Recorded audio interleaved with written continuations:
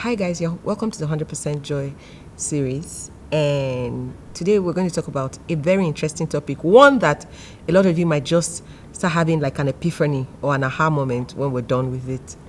Okay, so I had this client once and I was sitting down and having a conversation with her, and she's someone I respect so much. I admire her, achievements, her success, all the things that she's been able to do, someone I look up to. And she opened up to me, at a vulnerable point about how, she didn't feel that way about herself, because I was, telling her how I felt about her. And she was telling me how she didn't feel that way about herself. And sometimes she feels like, she doesn't deserve all this, or she hasn't put in as much work.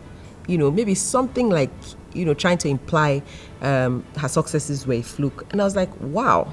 Now, it set me thinking.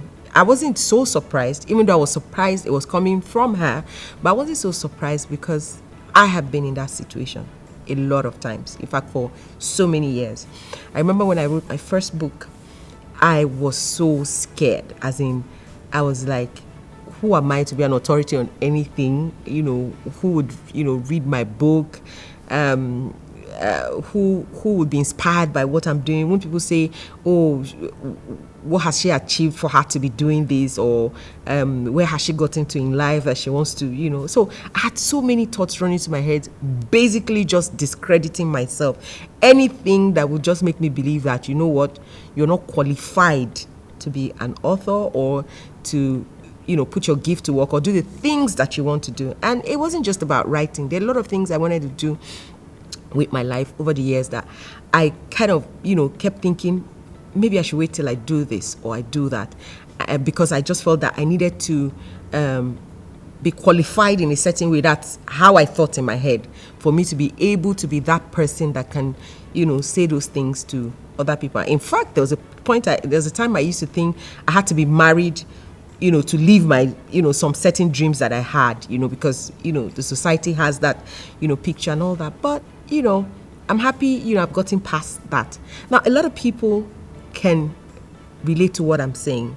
A lot of people right now can relate to the fact that sometimes they feel like, they don't deserve the achievements they've had, or they don't deserve where they are in life, or if people knew who they really were, they won't probably celebrate them, or even, want to have anything to do with their work or their brand, or, whatever they do. Now, when we come back, I'm going to tell you what this form of thinking, or what this condition is, and why you have it, and how we can, overcome it. Don't go away. I'll be right back.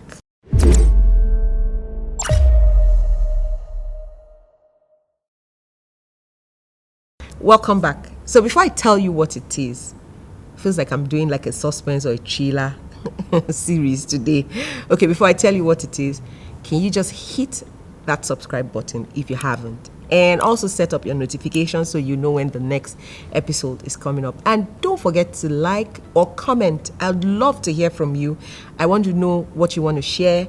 If you have an opinion on any of the things that we talk about, or you want to share your experience, I'd really love to hear it. So that done, let's go on.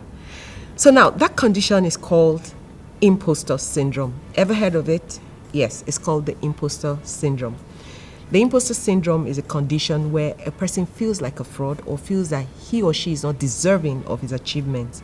Is where you feel that anytime soon people might just discover that you're a fraud, or you're tricking them with your work, because you're not really as successful or gifted as people think you are, or talented as people think you are. Is where you feel out of place, you feel that you don't fit in, and you're struggling to make yourself feel like you fit in.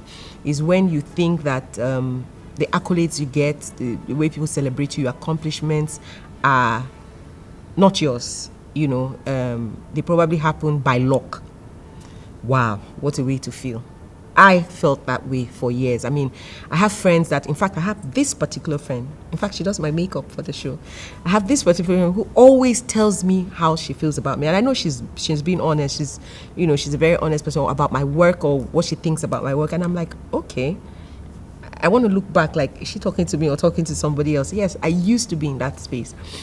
Now, if you're someone who feels you're in that space, let's talk about what actually causes it, and then we can look at how we can overcome it.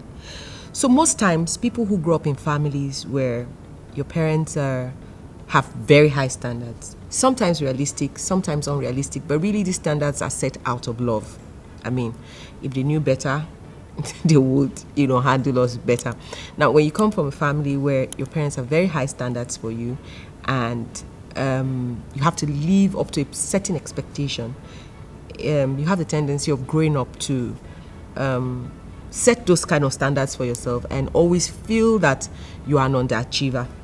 Most times when your parents juggle between overtly praising you and then criticizing you to a crazy fault, it gets you to a point where you grow up dealing with imposter syndrome because you're used to having a certain outcome justify your abilities, your talents, who you are. You have a certain outcome justifying that.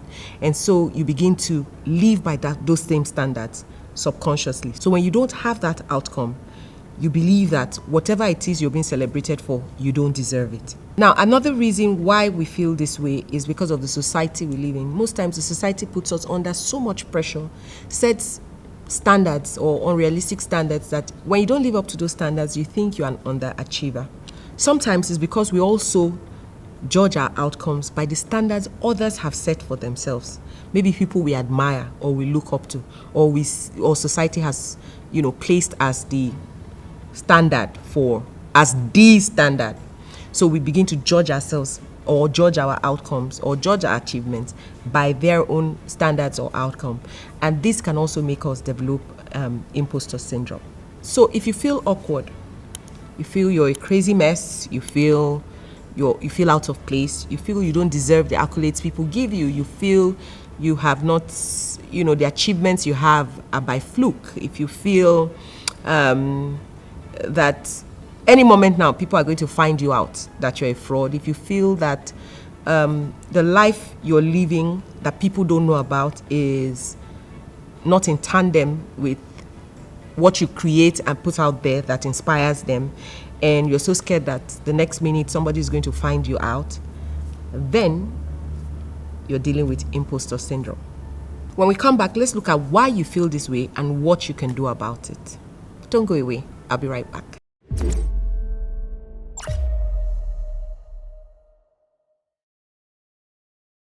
Okay, so welcome back. Why do you feel this way? And what can you do about it?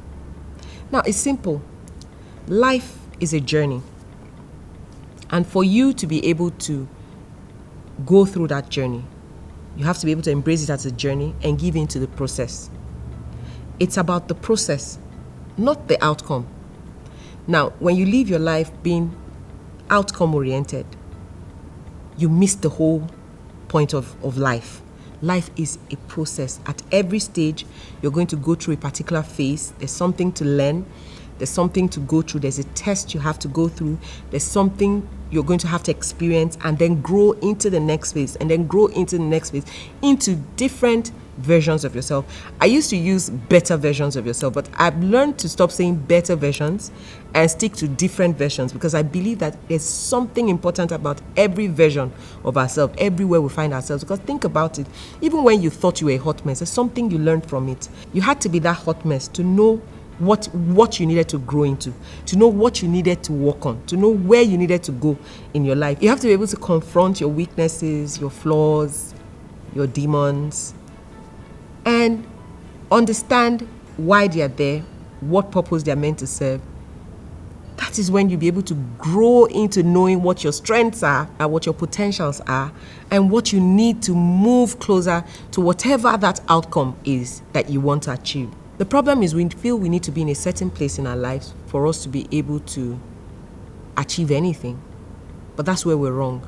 Once you embrace the journey, you give into the process, every other thing will begin to fall into place.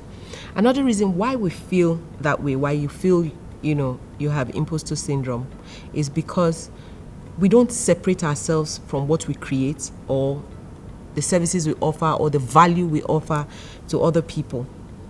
You must be able to separate your own experience from what you're giving to others. Now, you're on a journey. Trust me, the people your work is meant to bless really don't care about your journey. They care about how you can help them. That's all they care about. And if you have what it takes to help them, what's stopping you? Why do you feel you shouldn't? Because you don't feel you are.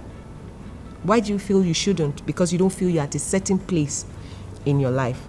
So we have to be able to deassociate ourselves from the experience of the people that we create for. So what you create should be separate from how you feel about yourself or the journey you're on. Now, if you can separate the two, you find out that you won't judge yourself so harshly. Then you know that you're a work in progress, but you're also a masterpiece because you're able to help others, but you're also helping yourself. Now, the last thing you need to do to be able to overcome imposter syndrome is speaking positive words to yourself. Because if you want to look at it in totality, it's about talking down yourself. It's about negative self-talk.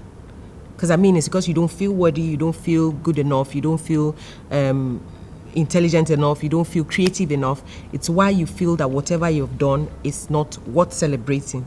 So if you could speak positive words to yourself anytime these emotions start welling up inside of you, then you notice that after a while, you start believing those words you speak to yourself, because you were believing the other words you were speaking to yourself, probably because you heard them from criticism from parents or mentors or people that you hold in high esteem, or teachers, or even people who just spoke to you. Some of us, words affect us so much. I used to be that person that when you said something to me, sink into my epidermis and my dermis layer and get to my veins and my bone marrow, and it'll be there for years. But growth has brought me to a point where words just bounce off. I'm like rubber, so words just bounce off. But in any case, if you're someone who words mean that much, or whatever people say means that much to, it means that you must have taken in so many negative words over the years that it has defined who you are and how you see yourself, even when you look in the mirror. That is why you will see people who you think are extremely beautiful, but they don't feel that way about themselves. I have met people like that have gone like, God, you are so beautiful. And they're like, are you serious? They don't think they're that beautiful. They still want to, do body enhancement. They still want to change their complexion. But I'm looking at them, I'm like, this person is perfect. So it's why you feel that way. So if you learn to speak positive words to yourself, the words that can counter those ones that you say about yourself. So if you think you're not worthy, then you're going to tell yourself, I'm worthy. If you think you're not talented, you're going to tell yourself, I'm talented. I have gifts. I have potentials. If you think you do not deserve the position you have or the job you have, then you're going to start telling yourself you're deserving. You're the most preferred option. You're the most deserving. When you start telling yourself this in the mirror every day, it might not work the first, second, third day, but just keep doing it. And each time those thoughts are about to come up where you start feeling you're a fraud or you're not worthy, just counter them with the words that, say the positive stuff that counter those negative, thought patterns, and keep speaking them to yourself. Affirmations do a lot for us, and in time you start feeling the way you speak, and you would have kicked imposter syndrome out of the way. Sometimes you actually feel that way because you're afraid. You're afraid of failure. You're afraid of failure. You're afraid of the unknown. What if I do it and I don't do so well? What if it doesn't turn out well? But have you noticed that each time you end up doing it, people give you accolades. People love what you do. People celebrate what you do. People tell you how much what you've done has helped them. That was what I was dealing with when I just started writing. But when those reviews started coming in and people started telling me how my work had, touched their lives or helped them, I started building a different kind of confidence. Like, what? I think I can do this. And honestly, trust me, up till today, each time I write a book, I sit down and I still ask myself that question, if somebody is going to read it or if this is going to make sense, and then maybe I send it out to one or two people and say, okay, so tell me what you think. And then I still need to hear that, oh, amazing. And then, I go ahead and send the book to the publishers. So if you're dealing with imposter syndrome right now, or you think you fit the profile, don't sweat it. It's something that a lot of people are dealing with, but it's something you can actually overcome just like that, easily.